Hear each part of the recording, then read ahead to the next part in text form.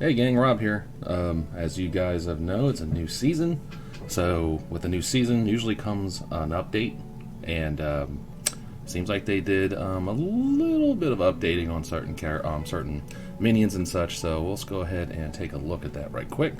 So let's go ahead and click on the announcements. Of course, we know new season usually starts off with capture the flag, but here is the balance update that they did. So let's go ahead and check this out and see what they did.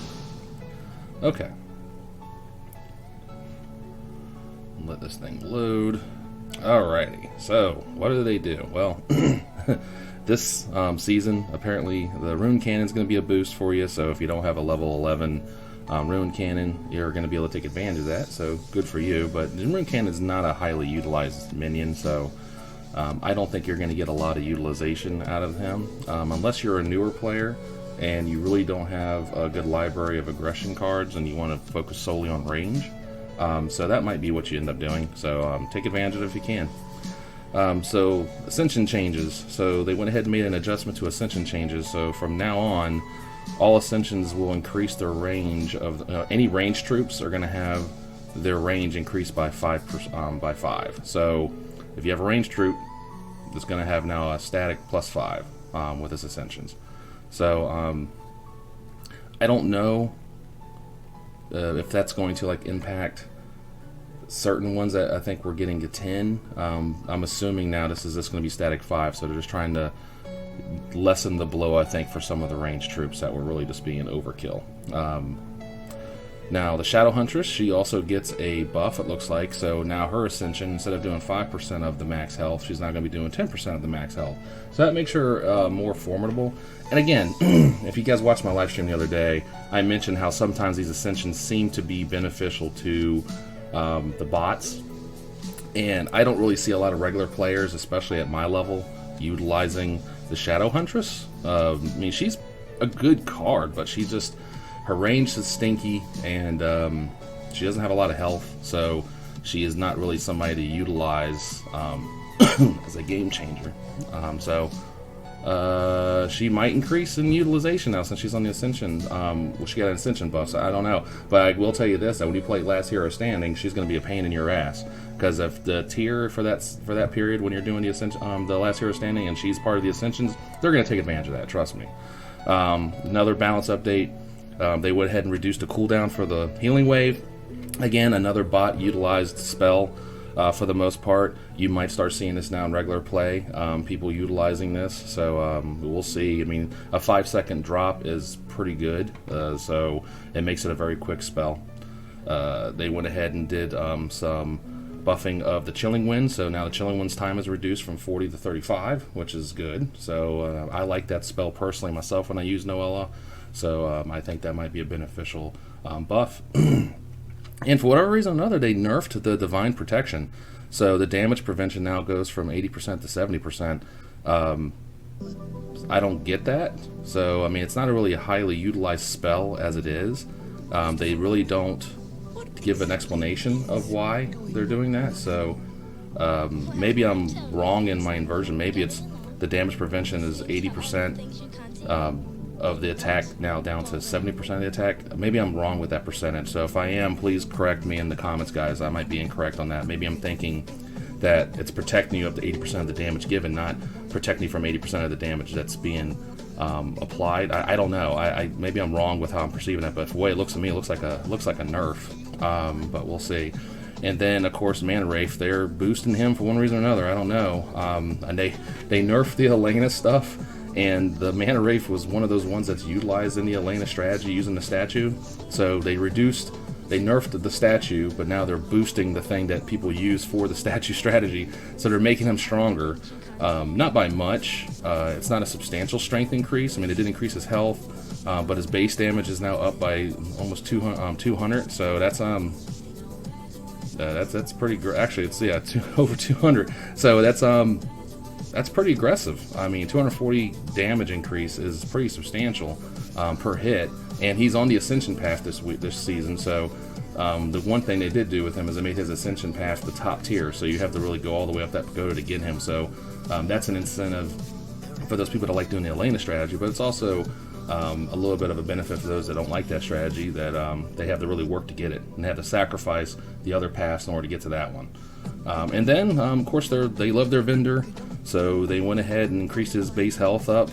So they're trying to get people to utilize him more. I don't get why that's not really a substantial increase in health. So I don't think that's going to entice anybody to really utilize him more often. So maybe there's a method to their madness on that, but I don't really see it. And that's it. They didn't do much. Just again, a little bot focused, in my personal opinion, and kind of worthless minions that they went ahead and buffed. So don't get it. There must be some reasoning behind it, so I will leave it at that. But since we're in here, let's go ahead and take a look at the Ascension Path and see how those are actually working out this season. And I'll kind of give you my 2 cents on what I'm planning on doing for my Ascension. So the Ascension Tower, I was wrong with some of the things I thought that I was going to see on the Ascension Path, especially for the Arcana section. Of course, they throw in Swordsman. They always put fucking Swordsman on there. I don't know why. And they do Primal Spirit, which nobody ever uses, so I don't get that.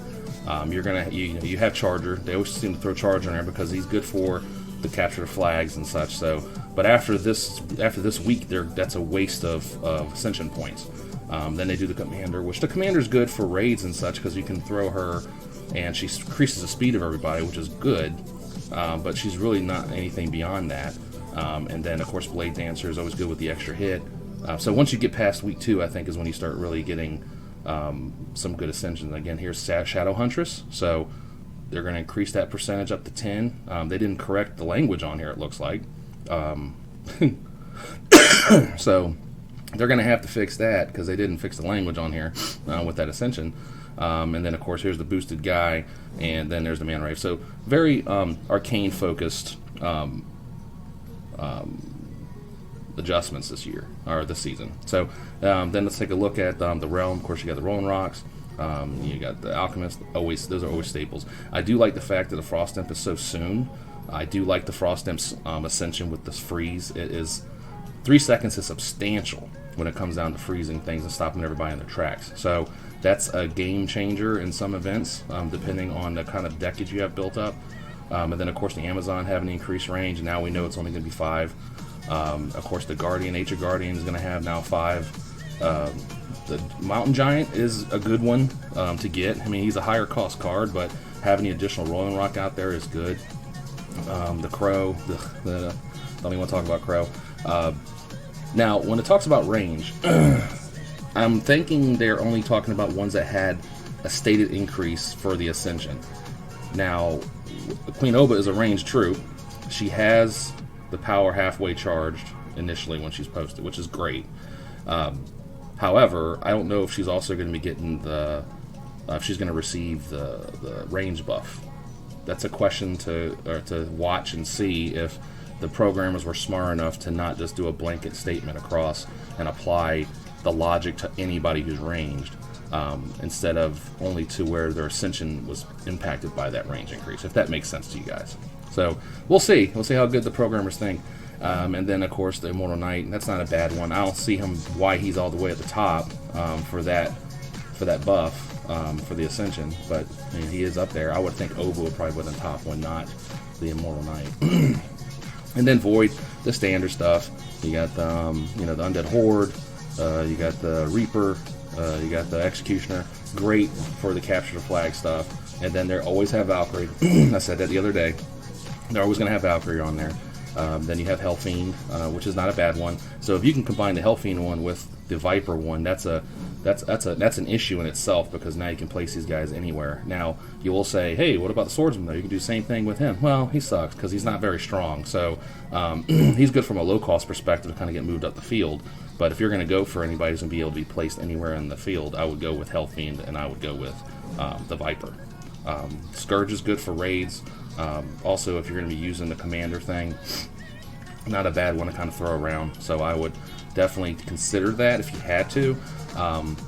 But if you have to make a path direction, I would probably. It's kind of a hard one because there's stuff up here I like. I do love the Bloodstalker. A lot of people don't like his Ascension about the health point draw, but in raids and also depending on how much of a skelly setup you do, his draw being only 1 hit point is substantial with a low cost minion.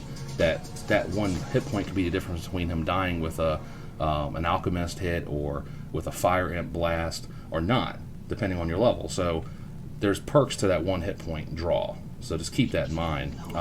But if I were to really make a decision, I would probably I would get Hellfiend, but then I would go to the left and I would get the Scourge, and then I would get the Viper, and then I would go up to the Soul Leech. If I had to make decisions, if I got all the points, I'm going to go probably this entire gamut. I would most likely not get the Reaper.